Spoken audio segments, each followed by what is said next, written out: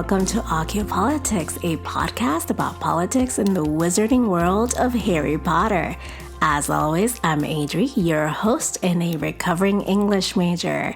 Today, I'm joined by Julianna Coughlin of the Speak Beasty podcast, and we're talking about the politics of loyalty and ambition in Chapter 35, Veritaserum, of Harry Potter and the Goblet of Fire by J.K. Rowling. But before we begin, I'd like to ask you for a favor.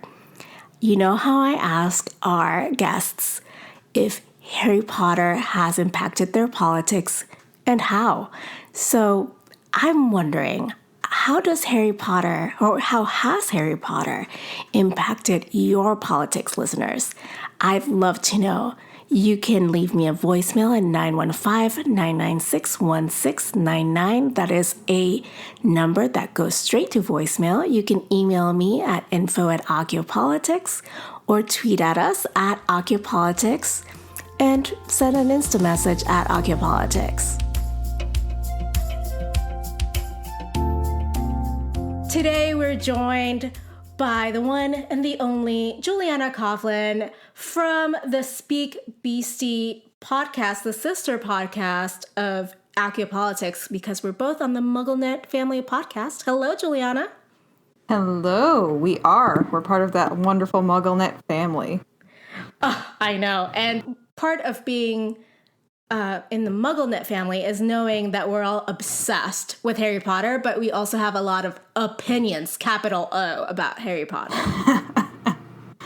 Oh, yeah, definitely. And we were kind of going into those opinions earlier before, and I said, I think we need to just start the episode. Before we record like 3 full episodes and then have to record another episode. Exactly. Like, I could use this material otherwise, but I want to get it in the right order for editing purposes. Sounds like a plan to me. All right, so tell me, how did you get into Harry Potter?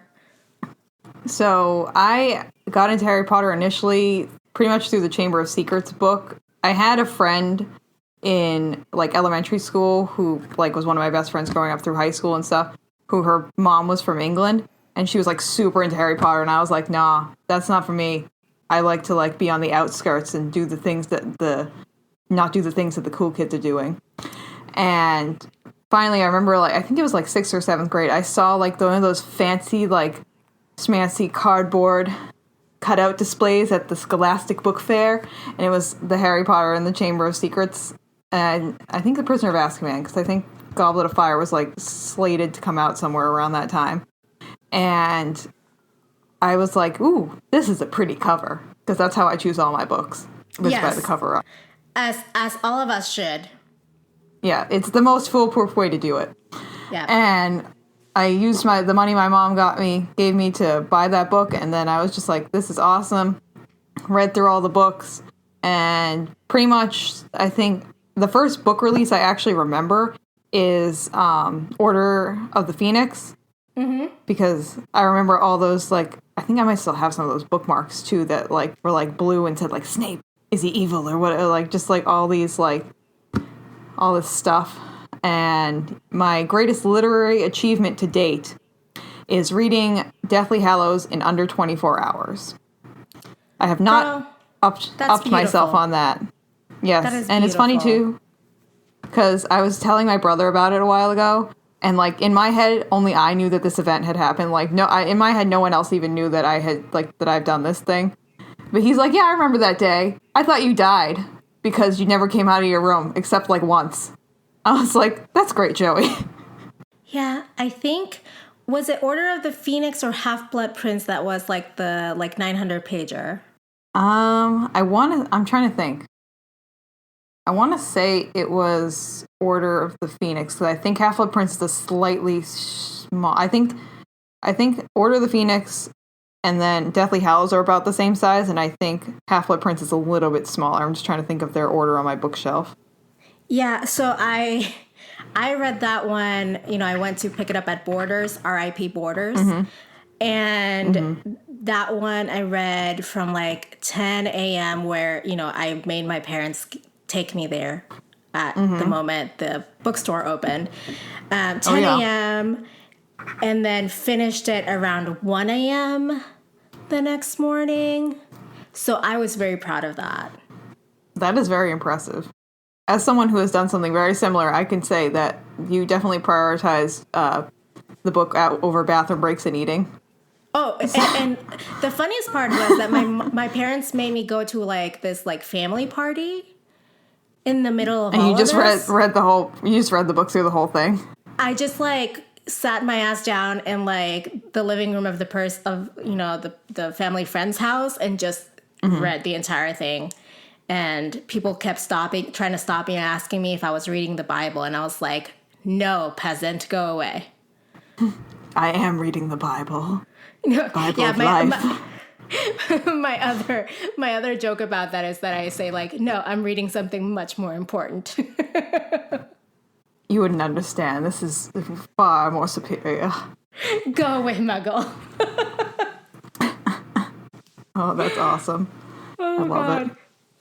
Okay, so some of us, like when we were reading like Harry Potter, it was like on those formative years when we came into like having crushes. Who was your Harry Potter book crush, and who was your movie crush? I have to. I was thinking about this earlier. I was like, probably Harry, because like, I mean, he's the one we know the most about. I mean, like, I feel like if I knew more about like Dean and Seamus and those people, I would be like, ooh. But or maybe Fred. I was actually, now that I'm thinking about it, maybe like Fred and George, because I feel like they're really funny. Girl, yes. I'm all about Fred and George, like book Fred and George. Yes. Yeah.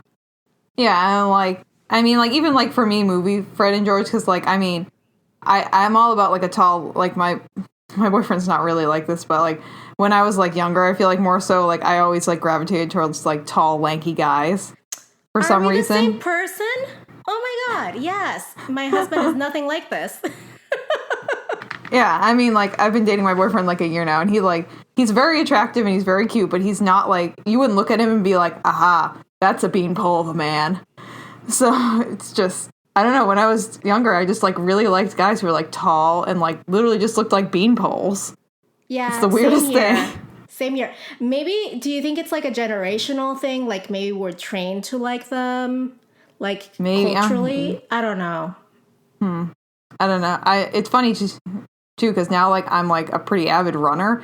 So I mean, like a lot of the people who I like run into at races like do look like that. They look like beanpoles. but the guy I'm dating doesn't look like a beanpole. But it's, I mean, whatever. You can't help who you love. You can't help who you love. And sometimes, like, we end up just really getting serious with people who are the opposite of our, like, type. And that doesn't make it not valid. In fact, I think it makes it more valid. Oh, yeah, because you have to put in a lot more work. And, like, obviously there's work on both sides. And if you're both putting in that work, then it's, like, fabulous. Also, like, you know, you were attracted despite the fact that they weren't your type. Like, that's real love and real attraction. Oh, yeah. I agree. Okay, so movie-wise, still Fred and George? I think I'm going to stick with Fred and George on this one. All right. Gotta stay true. Okay, so who would be your BFF in the Potterverse? I would say Luna, just because, like, I'm definitely more of an oddball, and also, like, Luna really, really, really, really, really reminds me of my childhood best friend, the one who I told you about had the mom from England. Like, aww. Like, she's like, she's just like so unabashedly herself. My best friend from elementary school. And like, I feel like that's who Luna is. And she just like doesn't think, like, she's never like, maybe I shouldn't act like that because people will think I'm weird. Like, she just like does whatever the heck she wants. And I'm like, you go, girl. Yeah, I love people like that because I'm so self-conscious. Yeah, I'm way less self-conscious now than I was in, like, high school, middle school. But high school, middle school, like, oh, my God. Like, it was awful. Well, I mean, I'm saying, like, thank God for therapy because I am much less self-conscious than I used to be a year ago. But it's hard to kind of break out of that shell and be like, just be who you are, girl. It's fine. It's fine. Oh, yeah. I mean, like, for me, it's been, like, a combination of, like, therapy and also, like, marathon running. Because, like, girl, if you ever run a marathon, like, you're going to have some kind of poop story. and you're also gonna have like no shame in like getting your business done like anywhere and just like looking like a hot mess all the time. So, all right, because I mean, I'm not a runner, but I think I should get into it just for like getting in shape purposes. just go like either go like Google's the live stream at the end of like the Boston Marathon or something, and just like watch these people rolling in, and like you'll be like, ooh, wow, ouch. Like, like then you'll kind of understand like, ooh, yeah, that some of these people are like barely dragging their bums into the. It's like it's hard, and it's like you at that point you don't care what you look like, and you have the whole freaking world staring at you. It's fine. It's a grueling physical activity. Yeah, you're just like, I just need to get my butt to the end, and then I can take a nap. Ooh, priorities. Boy. Oh no, I agree with the nap part. I am an avid napper. Yeah. So a lot of us have read Harry Potter, and it kind of has shaped the way that we see politics in our lives or, in the world. And obviously, I'm one of these people because I have this podcast. But how do you feel like the series have impacted your politics? I was thinking about this earlier, and I definitely think that it made me doubt and question, like, the government a lot more at an earlier age, because, like, we see how corrupt the Ministry of Magic is, and, like, how they don't want to believe Harry, but we know that Harry is telling the truth, because, like, obviously we're in his head. But just, like, seeing that, like, oh, wow, like, the government isn't, like, the be-all and the end-all and always correct or always have everyone's best wishes in mind either, and, like, they can also be in denial, and that maybe we should question, like, everything that's happening around us all the time, because I'm, like, a huge proponent of, like, I'm usually the person who's like, but why? Like, even if someone's like, oh, like, my car is painted green, I'm like, but why? Like, even if it's something that, like, completely doesn't matter, like, I just want to know, like, why? And I think some of that is due to the fact that, like, I grew up in a family where my dad's a scientist, so he's always, and my mom is too, asking, like, why, but also the fact that, like, this book kind of, like, made me, like, question, like, why is that happening, and, like, does it need to happen? Probably not. Probably, I don't know. We'll find out. Well, speaking of politics, today we're talking about the politics of loyalty and ambition, because we see that a lot in this chapter, and it's chapter 35, Veritaserum. And before we get into the politics of this, let's go to our chapter summary. So Harry returns to Hogwarts via Portkey Cup, and he has Cedric's body with him. Harry's gripping onto Cedric, who is dead, and he pretty much shows up, and he's kind of unconscious, and Fudge is completely, like, in shock, like, oh my god, and all of the rest of Hogwarts is like, oh my god. Yeah, and, like, Dumbledore at this point is like, Harry, stay here, and then a figure just kind of clutches Harry and grabs him and, like, makes him go to the castle, even though Harry's like, but Dumbledore said to stay, and that figure is Moody. Yeah, and it's just, like, a very, like, weirdly intense, like, scene I found, and it's just, like, as the reader, you feel like something isn't quite right here.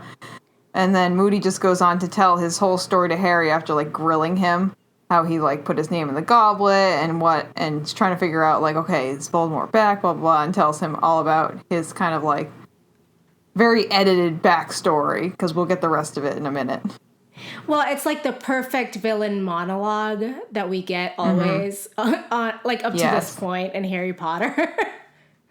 Pretty much, yeah. And then right before Moody, or the fake Moody, can kill Harry, Dumbledore and McGonagall and Snape stupefy Moody. Yeah, and then we get Snape. McGonagall goes off to get Fang from Hagrid's house. I don't know. I'm trying to remember why that even happened. No, but I was just like, He's trying to get Sirius Black. Oh, that's who it is. Oh, okay. I was like, because I just listened to the chapter this morning. I was like, why is she getting Fang? I don't remember this part of the book. So, get Sirius Black, and then, Snape goes and gets the Veritaserum, and they use it on Barty Crouch Junior. And then we just get like the whole rest of his story about his mom and his dad and like how he killed his dad and his mom died for him and now he's back and he hates all the other Death Eaters because they're not as loyal as he is. And we kind of just end on that pretty much. Well, and all throughout this, as he's like spilling his guts with the Veritaserum, Winky's there just like crying. No, Master Barty, no. I shouldn't be laughing, but also I'm laughing. It just makes me sad that we never like really got her in the movies at all. Because like I kind of wanted to see how they would like interpret what she looks like, especially like when she's like drinking all those butterbeers in the bottom of Hogwarts, like and so like disheveled and is like they describe her as like the same color as the bricks. Yeah, exactly. Yep. I think maybe they just thought Dobby was was already enough for the movies. Mm-hmm. I don't know. Well, and we get Creature too. Yeah. Well, at least we've got Dobby on this one. But throughout all this, I was trying to remember how I felt when I first read this chapter. And like, I remember being so shocked. Well, yeah, as I was listening to Jim Kay read this to me earlier, I was like, whoa, there's like so many mic drops in this chapter. Like this is just like boom, boom, boom, boom. Because like you have it coming at you from like all these directions. Like you have like all the stuff coming from Moody to Harry, and then also from Junior to the whole group, and then also Dumbledore being like, I kind of knew what was happening here. And then he unlocks the case thingy. Yeah, I think, I don't know. I was kind of trying to remember it, and I remember thinking, like, that moment when Joe kind of does the plot twist, and you both feel both amazed and stupid at the same time, because you're like, all those clues were in there the entire time. Yeah, she's really good at that. I mean, like, even just with, like, her newer... I don't know if you've read the Cormoran Strike books. Have I read them? Them? I love them. I know, I'm waiting for the next one. I got the newest one for Christmas, and now I'm like, but when does the next one come out? Right? She's keeping me like, wait on this. It's like it's not as bad as Harry Potter, like my intensity for these, but still. It's still like, it's like a good series too. Like, I was trying to tell my boyfriend, because he doesn't really like Harry Potter that much, but I was like, you might like these, because it's just like a mystery series, and it's pretty gory. Like, is it the second one where the guy gets all his intestines like sucked out or whatever? I was like, she's really I was like, ooh. Like, I liked it more than the Casual Vacancy for sure. I got like 20 pages of the Casual Vacancy and just put it back on the shelf, and I was like, nope, not for me. I'm falling asleep right now. Thank you very much.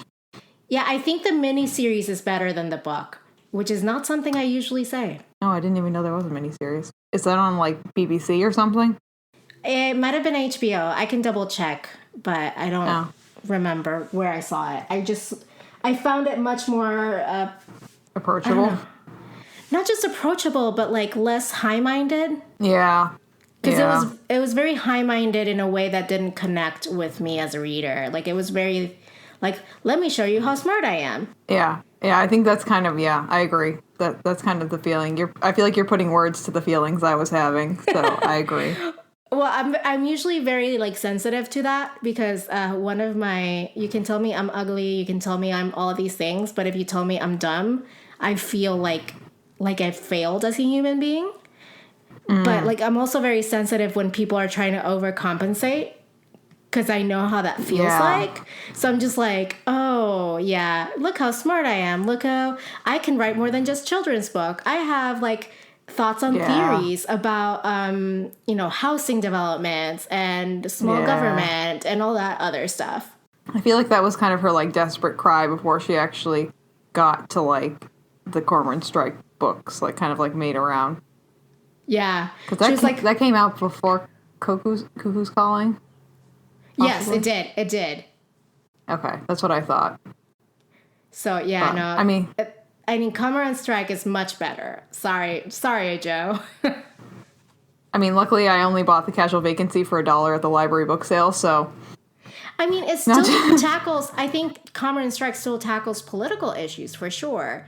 And she shows that she's clever and a good writer. It's not about, like, it's not that, but I think she was just trying so hard to not be Jo from the Wizarding children's World. book series. Yeah, that she just, and it happens to all of us when we're trying to rebrand ourselves or try to, like, break out, where we go the other way too much, and people are like, what are you doing?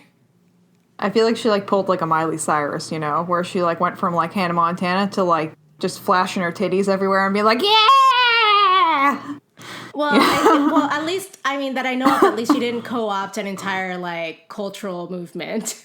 Yeah, she didn't go that far, but... But she does co-opt other cultures in, like, other ways that I'm not, like, comfortable with either. So, you know what? She is Miley Cyrus. There we go. It's a very poetic interpretation of the whole Harry Potter series versus reality. Oh, God. Oh, Hannah Montana versus Miley Cyrus. You have made my life complete because I love pop culture references. Yeah, and I like grew up on Hannah Montana and like all that stuff, so I'm here for it. So you're like a little bit a generation younger than I am. I grew up on Lizzie McGuire. Oh, see, well, Lizzie McGuire was really big when I was in like 5th grade. Fourth, fifth, and 6th grade were like Lizzie McGuire, because I went and saw the Lizzie McGuire movie for someone's birthday party. Wait, I think that was 4th or 5th grade? I think I saw that in like my senior year. Okay, so I'm like maybe like 5 or 6 years younger than you, probably. At least. So I'm an old lady, is how I feel most of the time anyway. It's okay. I know I'm getting old because I saw my cousin last weekend who we adopted when he was 6 months old, and he's like, I'm getting my driver's license. I was like, great. So you have a whole like 17 years under your belt now, and I've been around that long. Isn't it lovely when that happens? Yeah, I'm like, how is that even possible that you can have a driver's license? I remember you being 6 months old. This is ridiculous. I know. Well, but we're not talking about politics of age. We're talking the politics of loyalty and ambition. So I'm thinking of this, like, loyalty is it's really a great trait to have. But, like, what if your loyalty is blind or, like, devoid of any morality in it? Like, is it that good? Yeah. And, like, we kind of see that with Barty Crouch Junior. He's pretty much the main person in this chapter specifically who, even my quote that I chose for a little bit later kind of just shows you, like, he is loyal to Voldemort, like, through and through and through. And that's kind of, like, his sticking point, too, because that's why he hates all the other Death Eaters. He's like, well, they weren't loyal when I was loyal, and I was in Azkaban, I was loyal, and they were here, and they weren't loyal, and I came crawling back to him, and they were running away, and he's, like, grilling Harry before he turns back into Junior, just to be like, whoa, did he punish them? What did he do to those stupid Death Eaters who left him and then came back crawling to him looking for acceptance when I was here the whole time? He's just real salty. And he's, like, latching on to Voldemort because he sees himself as lacking a proper father figure. Yeah, and he just, like, wants someone to show him, like, how to be a person. I don't think Voldemort's really the best role model for that, but that could be up for debate. Like, if I'm thinking about people who show me how to be human, Voldemort's not at the top of my list. He could show you how to be, like, a guy that looks like a snake with no nose. I think, like, he'd be, like, real good at that. He'll be real good at, being, like, making you look real gross, but that's it. Yeah. So next time I go to apply to be, like, a trash, like, picker-upper person or something, maybe I'll have him. So I can look like I already have the job. No, I belong there. I belong with the garbage. Voldemort taught me. Voldemort taught me that I am a garbage human. Therefore, I belong here. So, how do loyalty and ambition intersect in this chapter? Because at first I was just going to have us talk about just loyalty, but then I saw something, like, that is much more than just loyalty. I saw something in him and in a lot of other people in this chapter that was more closely tied to ambition. So I had to lump them all together. Yeah. I feel like it's like, I feel like Barty Crouch Jr. has like all this energy and like motivation and like really wants to do something, which is like that ambition. But like he lacks direction, and that's kind of that's where, right. yeah, I feel like he's like just like a big old ball of energy, but doesn't have like a direction to be heading in. And Voldemort kind of like is that roadmap for him that like which is not really the best thing, which shows him like what direction to direct that energy in. So, and I think because it seems like Barty Crouch Jr. is so like bursting with this ambition and like energy that like the second he latches on to one person telling him like the way to go that's like not his real dad, because he don't like his real dad at all, he like fully commits and is just like, yes, I live for you, Voldemort. Yeah, because we see a lot of the earlier Death Eaters had a lot of ambition, right? But when the Dark Lord fell, they had no loyalty. Yeah. Yeah, they just kind of like fell away. I mean, like even like Lucius Malfoy, like we see in some of the previous chapters, like he like kind of denies that he was even part of this, and that's how he gets to go back with his family and like things like that. Whereas like Crouch is like, no, I am his servant. Oh, well, and that makes me think about ambition and loyalty today in politics, because we have a lot of politicians that are blindly loyal to people who do terrible things because of also their ambitions. Yeah, I mean, the people who know like okay, like I just want to get elected, but then they'll agree to like their goal is to be elected, and they know like the only way to get there is to be loyal to like someone whose like values don't align with theirs, so they just kind of go, and it's sad. Yeah, I'm thinking of Mitch McConnell specifically today, because he has been very transparent about the fact that all he does is fundraise to, get enough money so that he can win his seat, even though he's terribly unpopular in his district. Yeah. And now he's just blindly loyal to the president, even when he does really stupid and reckless things that put us all in danger, because he has ambitions to stay there. He has ambitions to be reelected and hold on to his power, whatever that is. Yeah, I feel like we see it a lot too, not only in like politicians, but like their supporters. Because I feel like, and a lot of it comes down to like education and like what information is made available to these people too. Like you'll see like people who, I'm trying to think of what the specific one thing that happened was.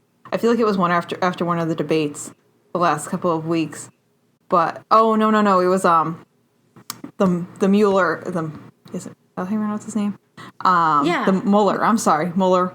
The Mueller testifying thing, and the Democrats had him like just kind of reiterate everything that he had already said.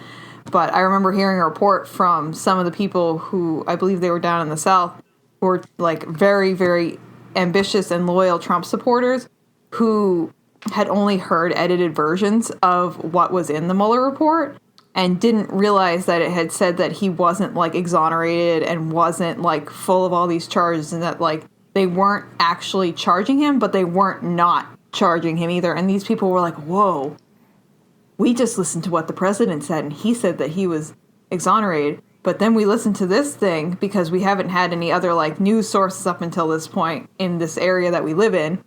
Or they only listen to like watch certain news stations that are kind of skewing things a certain way.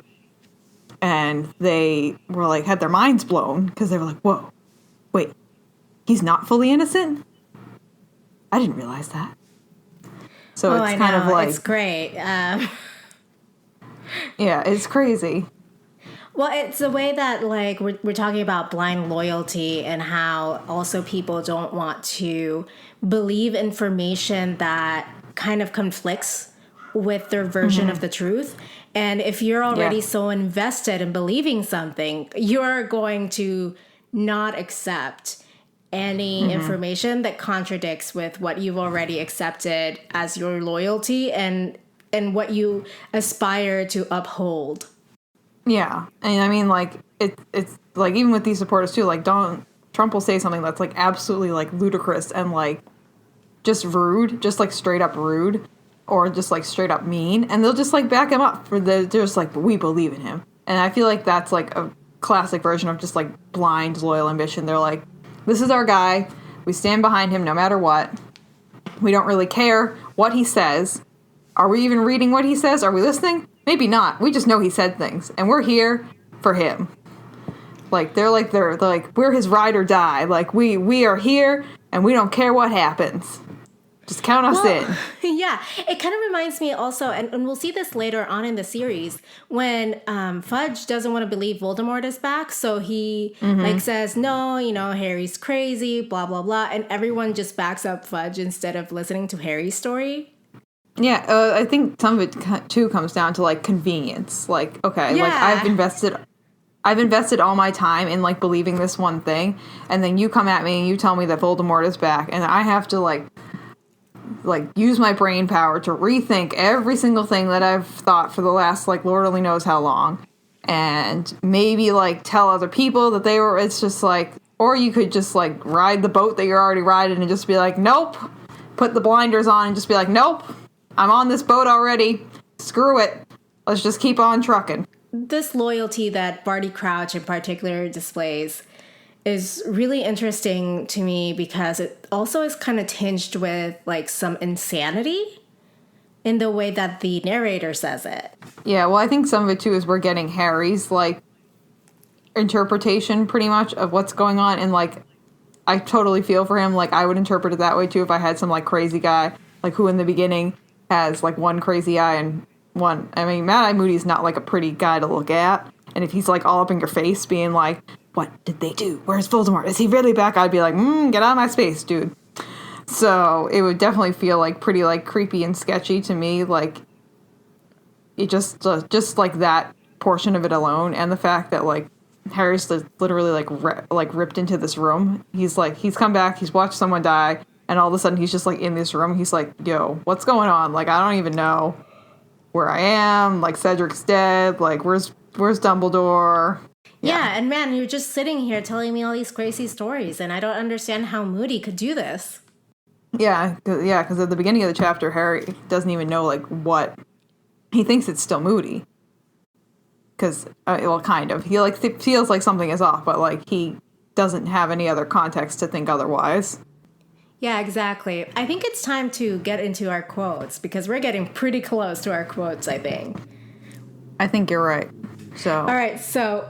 Juliana, what's the quote where you read it and you were like, this is the politics of loyalty and ambition?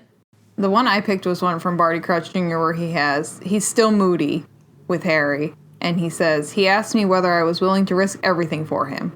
I was ready. It was my dream, my greatest ambition, to serve him, to prove myself to him. So just kind of like, I mean, I know ambition is in that quote, which is kind of cliche, but... It just kind of shows that he's, like, literally, like, he's loyal to Voldemort, like, through and through and through, and he, like, he says it, his greatest ambition is to serve Voldemort.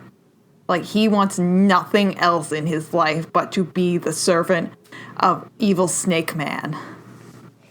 Or, at some point it was evil Snake Baby Man. Yeah, or head dude, turban head guy. So...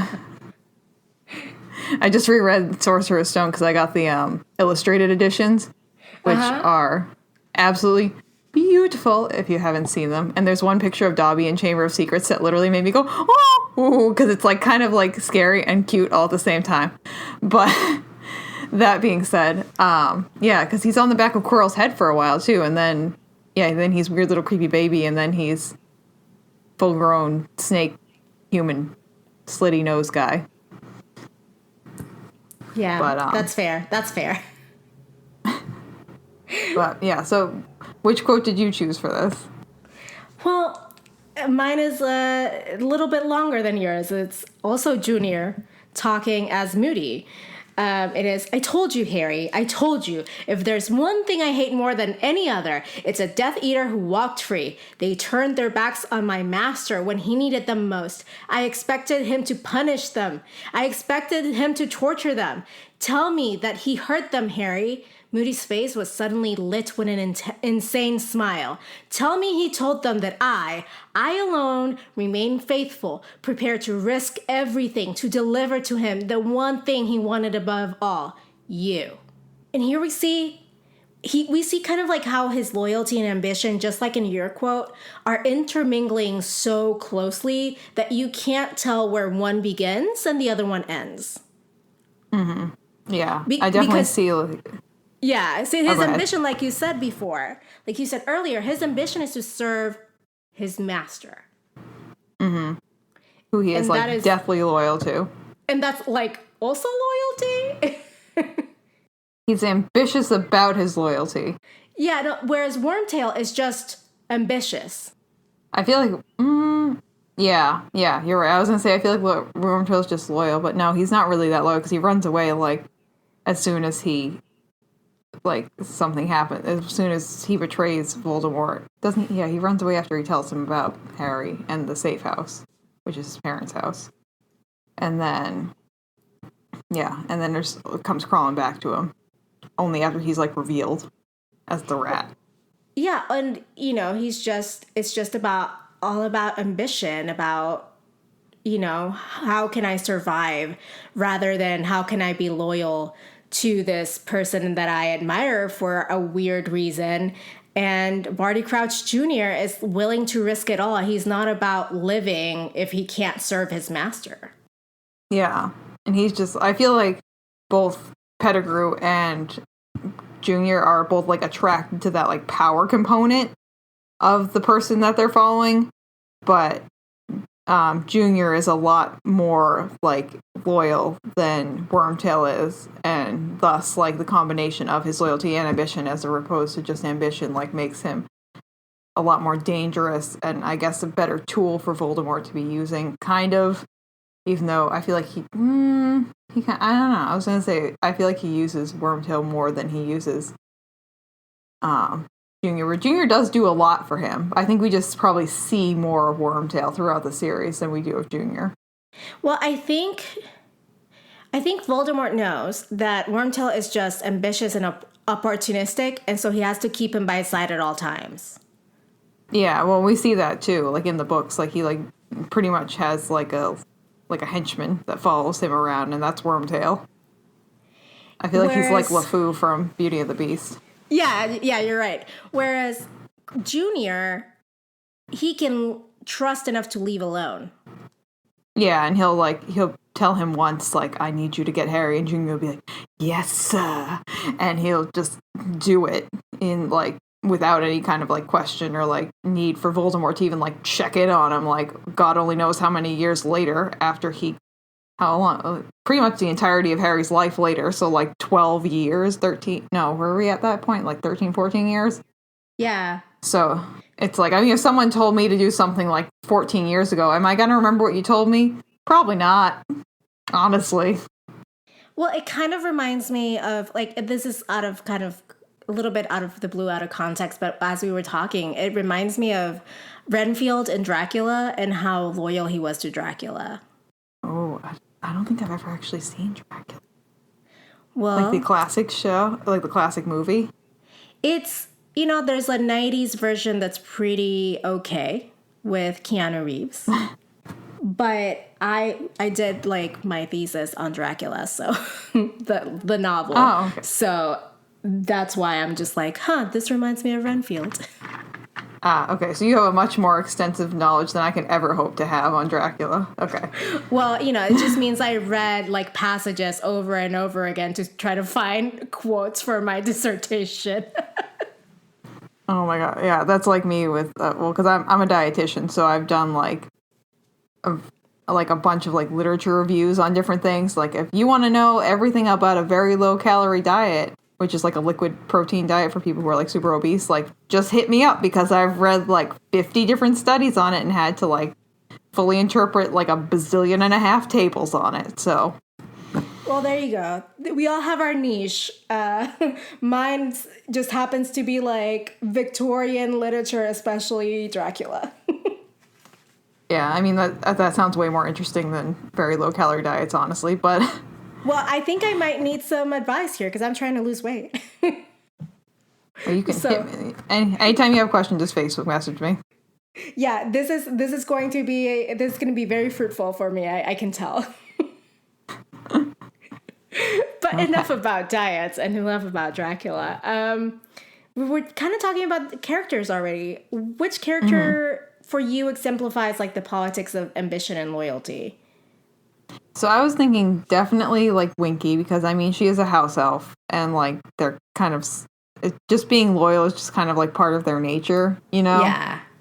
And she, like, I mean, she does like kind of yell at Moody and like cry. Sorry, Junior. And cries about him and stuff too, but she's still like, you can tell that she's like still super loyal to him and the family. And I feel like house elves on the whole, like just because of the way that they are portrayed in the series, are kind of like blindly and loyal creatures. And then obviously the other person who we already talked extensively about is, I wrote down as Judy, which I stole that from the Swish and Flick podcast. Shout out to those ladies, because they did a reread of Goblet of Fire, and they kept calling him Judy, which is Junior as Moody, and I was just laughing the whole time. And I also wrote down Harry for making sure that Cedric's last wish was carried out, which was that his body be delivered to his parents, and also Junior's mom. I mean, she did the whole Polyjuice Potion switch and died for her son in Azkaban, even though like he's clearly like a whack job, and she's just so like loyal to her son and like so determined to make sure that he gets out alive that she literally just put her life on the line and went to like the worst place in the entirety of the Wizarding world just so he could be free. Yeah, that's a good one. I think for me it was Barty Crouch Junior for both loyalty and ambition. And you said earlier that Wormtail and Barty Crouch Junior were both attracted to Voldemort's power. But I think more than that, Barty was attracted to Voldemort as a source of inspiration and a father figure, because he thought like maybe his dad was like not good enough or didn't understand him or didn't pay attention to him, or, you know, he was all about work and not about the family, or whatever that was. So he filled that like dad hole with like the worst and least charismatic leader in the world. Oh yeah, seriously. I mean, like, I didn't realize how like uncharismatic Voldemort was until we got Grindelwald, and kind of the controversial opinion, hot takes with Julianna. Not my favorite movie. Not Joe's best piece of work.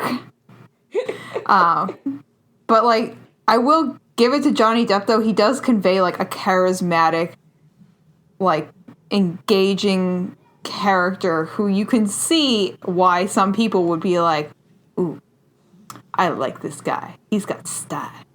And he's got 2 different colored eyes. Well, not just that. I mean, I don't love Johnny Depp. I don't love his... I mean, I just don't. I cannot... Yeah. I cannot get behind that casting. But even the writing of that scene where he's talking to the wizards about, like, why they need to join his movement is very rhetorically appealing. And he's using... like his appeals to emotion and logic and, you know, and all these appeals very wisely. Yeah, he can work a room real well. Whereas Voldemort is just very like 2-dimensional in his approach to like just, I am just plain evil. Mwahaha. Yeah, I feel like you watch Voldemort because you're afraid if you don't, he's going to kill you. Whereas like Grindelwald, you watch him because you're like, ooh. Okay, I hear you. And just like you want to hear what he's saying, as opposed to Voldemort, you don't really care what he's saying. You just hope that he's not going to yell Avada Kedavra at you next second. Yeah, like I don't know if he was maybe more charismatic in his youth. and we just get to see like this shell of who he used to be because he's, you know, made himself Like an into person. seven different people, like hidden within objects, you know? I feel like that would take some of your personality away. I mean, perhaps, like, if it's just maybe Joe's whole thing now is going to be like, well, Voldemort is very intentionally one-dimensional because he is, like, 1/8 of a person. All his other dimensions are in the different Horcruxes. Exactly. All his other feelings are elsewhere. And, you know, that's why he's just very two-dimensional. I did this on purpose. Oh, boy. Oh, God, it's going to be a tweet. It's going to be a tweet somewhere. All those tweets and, like, memes, I'm just like, I feel bad, but also I'm like, it's so true, though. Like, my favorite one, I think, it didn't even come from her, is the one about the wizards, like, pooping and, like, getting rid of it. Yes, like, yes. I just, like... It is my favorite and least favorite one all at once. Yeah, I'm like, ooh, that's not good for her, but at the same time, I'm like, this has been on Pottermore for years and no one even questioned it. Like, you think, because I mean, like, Harry Potter fans as a fandom are, like, very, like, not, like, rudely critical, but, like, we have opinions and ideas and we like to make them known. So the fact that, and, like, they're very, very thorough. Like, I mean, there's the whole, like, Wikia for Harry Potter, which, like, is, like, blew my mind when I even knew that existed. I was like, wait, people, like, made this their job to, like, fully analyze and, like break down and, like, write everything out from Harry Potter pretty much and, like, put it on, like, a PhD level website kind of thing. Just, like, mind blown. But, yeah, the fact that no one found that, like, little bit of information and, like, made it publicly known prior to, like, 6 months ago is kind of interesting to me on its own, but... Well, it's just, I feel like every time, like, there's a tweet out, I'm just like, things I did not want to know, guys. Just, let me just read the books and let me, like, live in peace. That's all I want. I mean, isn't that what fan fiction is for? Like, you can either... Like, I'm not a huge proponent of, like, reading a lot of fan fictions because I, like... For me, like, the books are more than enough and I'm more than happy to, like, speculate on my own things and, like, listen to other people and talk to, but I'm not really, like, one to go out of my way to, like, read too many fan fictions, but I feel like that's what fan fiction is for, like, filling in the gaps, you know?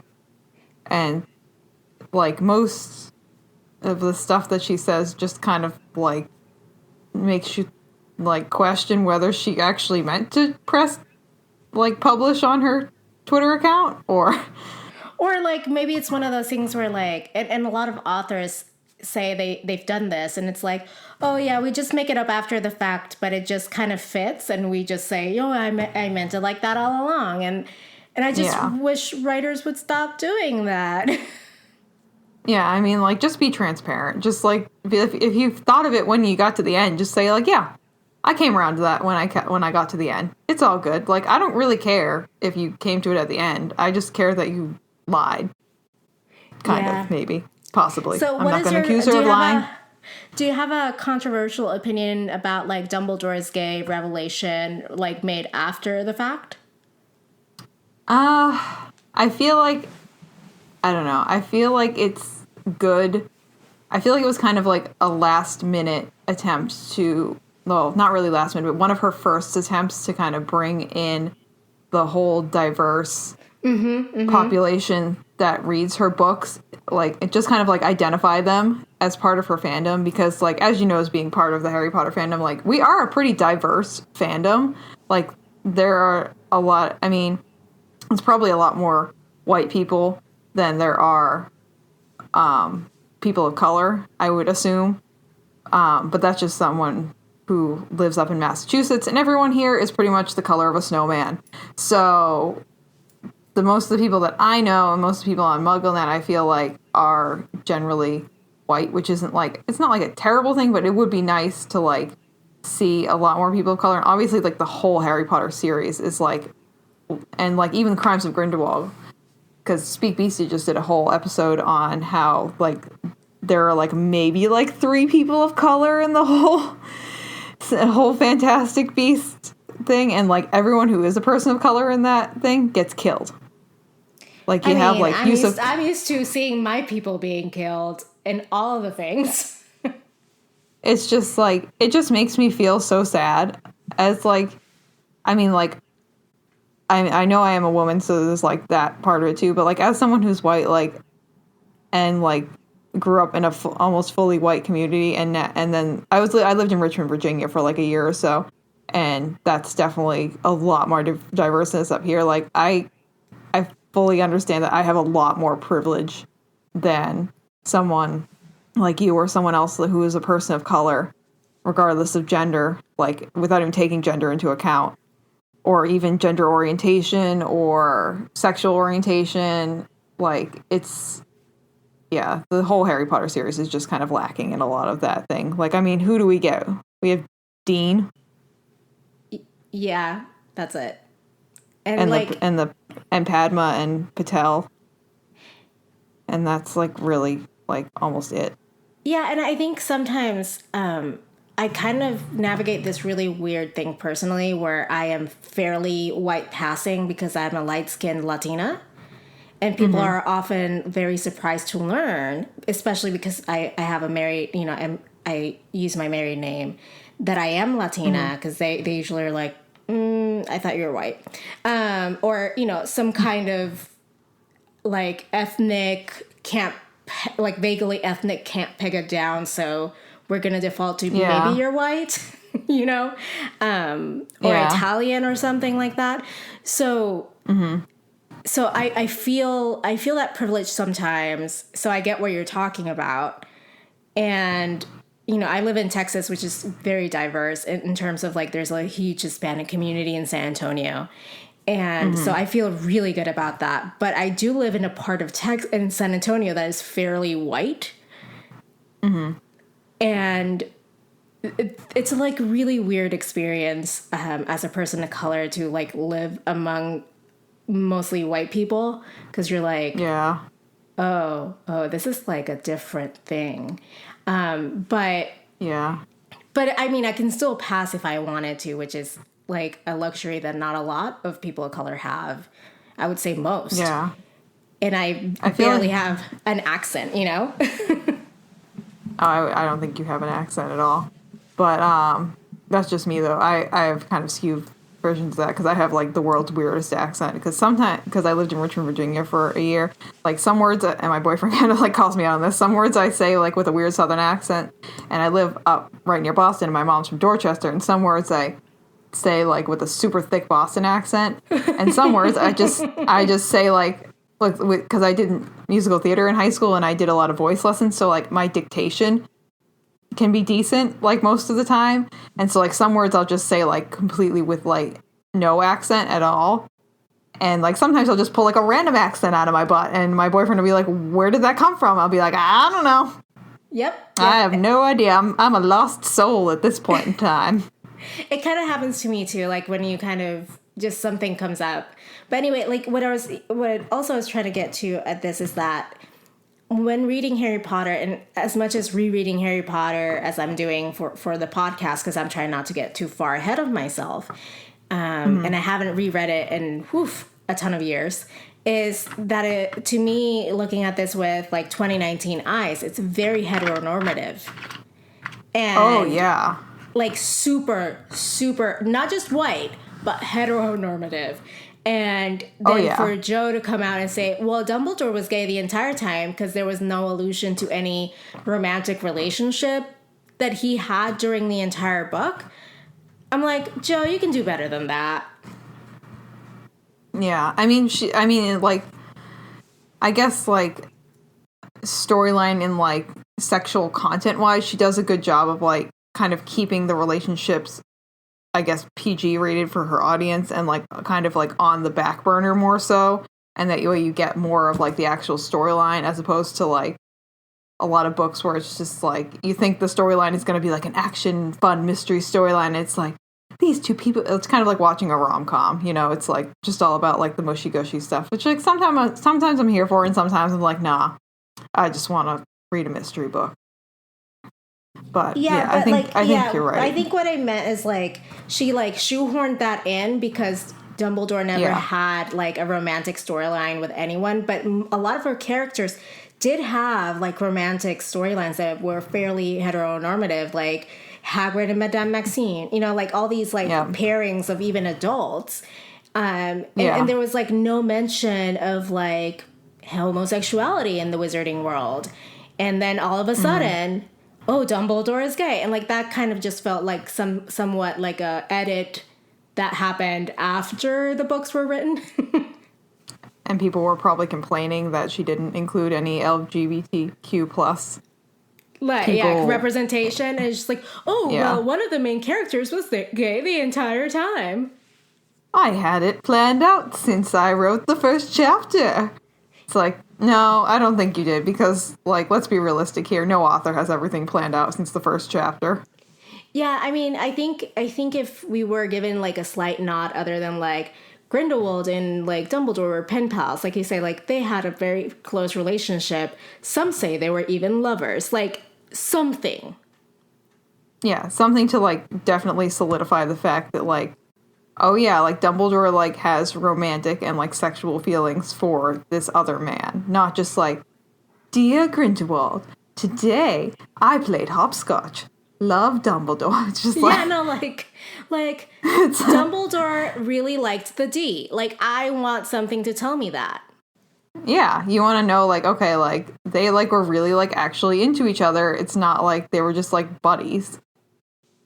Yeah, I don't know. Everything...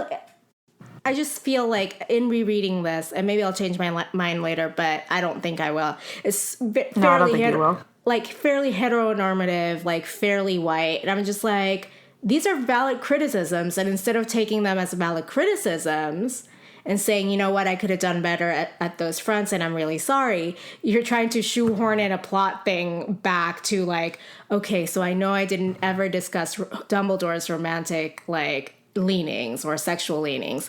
So here's the thing. He's gay, guys. Yeah, I think you're right, because I'm in Chamber of Secrets right now, and I'm rereading, and I reread Sorcerer's Stone over the last, like, week or so. And, yeah, it's just all very just, like, heteronormative, very just, like, white, just, like, there's just, like, nothing that makes me, like, say, like, oh, yeah, there are people of different sexual orientations and, like, gender orientations and stuff like that in here. It's just like, no. Everyone's just a guy and a girl who likes guys, girls like guys, and guys like girls, and the most of them are white, unless she says otherwise. Exactly. Which is, like, 3 people. But then she says, like, things like, well, I never said Hermione was white. She could be black. Yeah, I mean, like, technically, she, as far as I've read through to where I am in Chamber of Secrets, she never mentions a skin color. But, like, I mean, everyone else you get, like, a skin color for. Like, you know that Ron is, like, you know exactly what Ron looks like. And, like, you know exactly what Harry looks like. We know what Neville looks like. Like, we get, like, skin color identifiers for pretty much everyone but her. I think my feeling is what happened is she kind of almost... like, haphazardly forgot to mention a skin color for Hermione, and now is just kind of backpedaling and being like, well, I didn't say it, so she could be black. Well, kind of like the same thing with Dumbledore. Yeah, just because she didn't say it means that she meant it to be another way that she didn't actually say it was meant to be at that point in time. So just If there are any potential authors listening to this podcast, I urge you not to do the things Joe did. Please. She's a lovely author, but don't do that. Well, just own up to it. We all make mistakes, and I think owning up to it shows more character than trying to shoehorn in a plot point later on. Oh, yeah. 100% agree. That was not very Gryffindor of her. Oh, I forgot to ask you, what house are you? Oh, I'm a Hufflepuff. I love Hufflepuffs. I need more Hufflepuffs in my life. It's what I keep telling Helene.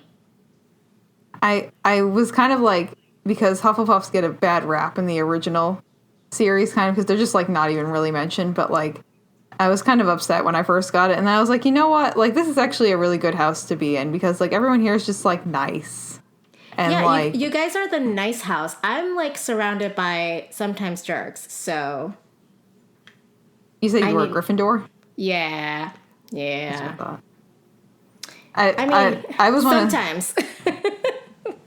sometimes. Sometimes I mean, at least you're Gryffindors not can be in Slytherin. jerks. Well, I'm ambitious too, which is like half the problem. It's like maybe I'm a secret Slytherin. I think I'm a secret Gryffindor because, like, I feel like I'm one of those people too who. Well, again, I guess no. Because Hufflepuffs are very loyal too. I was gonna say sometimes I'm like really loyal, but sometimes I'm just like. I feel like my Gryffindor side comes out sometimes when I'm just like blindly like I'm the person too who is just like I won't do it until the point where I'm like, well, let's just do it and I'll just do it 100%. Like I'm either like I'm all in or I'm like all out sometimes. Okay, so I feel like that's kind of but like that's still kind my of Gryffindor. Hufflepuff, you know? It is, but I feel like sometimes that like blind ambition is like a little bit of Gryffindor, but like mostly I feel like I definitely identify. The more I learn about the Hufflepuff house, the more I'm like, yep, that's me. I'm a Badger. I love Hufflepuffs. I'm telling you, I have a lot of Ravenclaw friends, and my husband is a Ravenclaw. I made him take the Pottermore quiz, but I did that to my boyfriend too. Before we went and saw Cursed Child, I was like, I need to know what house you are because I'm going to buy you a scarf. ooh, what house is your boyfriend? He's a Gryffindor, and like the more, like the longer we date, the more I'm like, oh yeah, you're a Gryffindor. Not in a bad way, but he's just like very ambitious and just like sometimes he has like the blinders on and it's just like, this is my goal. So definitely very just like blindly ambitious. In a good way though. In a good way, like in a way where he's not hurting other people, hopefully. Yeah, he's a sports news reporter for a local paper, and he just like when he has something that he's gonna do it, and he's gonna do it 110%, and there is nothing getting in his way. I think Hufflepuff Gryffindor is a perfect pairing. I also think Ravenclaws and Gryffindors get along pretty well. I think any pairing is good. I'm just a sucker for romance. I'm here for it.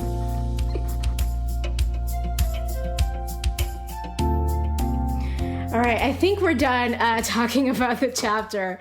But before we end the show, I want to know what kind of media you've been consuming lately so I know what to look for.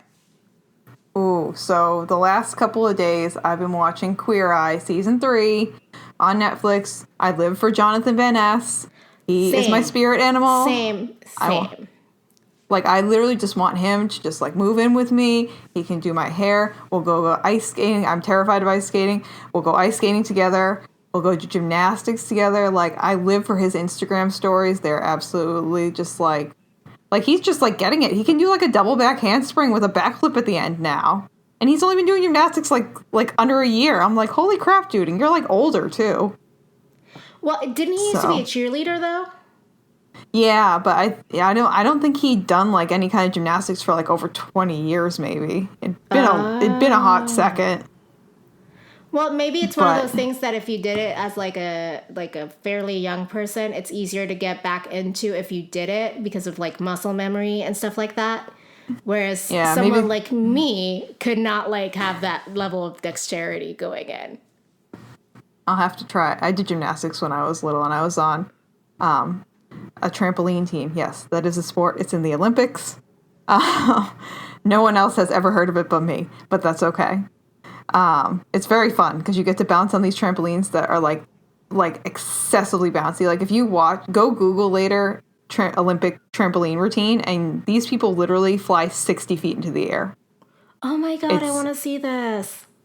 It's absolutely insane. You will fear for your life when you're watching these people.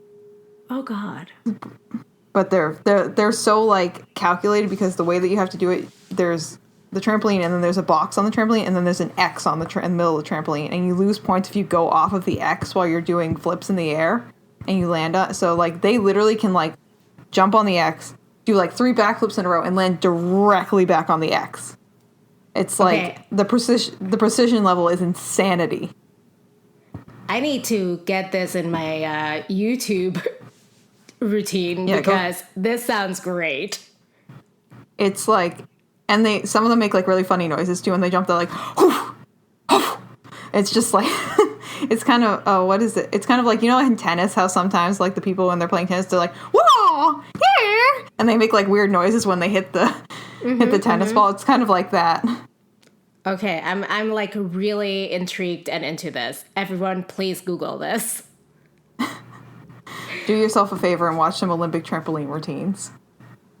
Oh, this is beautiful. I've been watching the Four Weddings and a Funeral TV series on Hulu. This was produced by Mindy Kaling. And I like it. Yeah, so right now, and this episode is gonna drop like in a few weeks. So by the time this episode drops, there'll be like 7 or 8 episodes already. But I've watched up to episode 5. It's pretty good. I really like it. It seems like people either like it or hate it. So what's like the general premise? It's kind of based off Four Weddings and a Funeral, the movie. But it's more about like Americans living in London and how like their group cohort like has situations and how they navigate those. Oh, now that actually, I feel like I'd really like that. Maybe I'll have to go. I don't have a Hulu subscription, so maybe I'll have to either get one or find someone who let me sign on to there. Well, I think there's a 14-day trial. Oh, good point. Maybe I'll just do that then, and then I'll cancel it. Exactly. Not taking my money, Hulu, unless I fully authorize it. Exactly. Unless you really like the series. Yeah. I know so many people who did that for like Game of Thrones, who like just like did like the trial period or like only paid for a month and then just like were like, bye. Yep, that's the way to do it. Now, before you leave, tell us about, your podcast, where we can find you online, and all that good stuff. Yeah, so you can find me as one of the rotating hosts on Speak Beasty. If you are a patron for Speak Beasty, we are also doing a Speak Beasty Common Room segment where we are taking listener and patron questions and answering it. It's like me, and currently there are 4 other lovely ladies from all over the world who are... I think we have some people in Germany, some people in the UK, I think one of the ladies in Switzerland. I am the only person based in the US who's part of this. So it's really interesting to just get like feedback on the Fantastic Beasts series from like literally all over the globe. Real fun. And also you can find me on Instagram at Jellyanna, as in like jelly, like grape jelly, _runs. I'm also on Twitter. I really don't use Twitter, so if you wanted to figure out and watch me run, I'll be training for this thing called the Chowder Challenge, and you guys are all going to think I'm insane once I tell you what it is. It is when you run a half marathon, which is 13.1 miles on a Saturday, and then you run a full marathon, which is 26.2 miles on the following day, which is that Sunday. And yes, I will be doing that. And then, so if you'd like to see my insane runs or anything that I'm doing with that, you can follow me there. So that sounds pretty insane and pretty intense, and I can't wait to follow you on Insta to see this. Yeah, it's definitely not for the faint of heart, and you definitely have to be... Someone told me, I told them what it was the other day. They're like, you're crazy. I'm like, yeah, you have to accept that you're crazy before you even sign up for this. Like, no sane person is signing up for this. I live for this level of ambition and loyalty in a Hufflepuff. There you go. You gotta just be loyal to the fact that you're just gonna get there. You just gotta know. Your body will take you to the end. Well, Plus, Julianna? Yeah, go ahead. No, I was gonna say it's on Cape Cod where I live, and it's in the fall, so it's like it's very pretty and scenic. So it's not like this is not happening now when it's like 1,000 degrees outside. So I'm going to get some nice fall New England views while I'm running. Oh, that's nice. Is that your favorite season? I like the fall and the spring, definitely. So it's kind of a toss-up because my birthday's in the spring, but the fall is kind of nice because it's like, I feel like it's slightly cooler. But not too cold.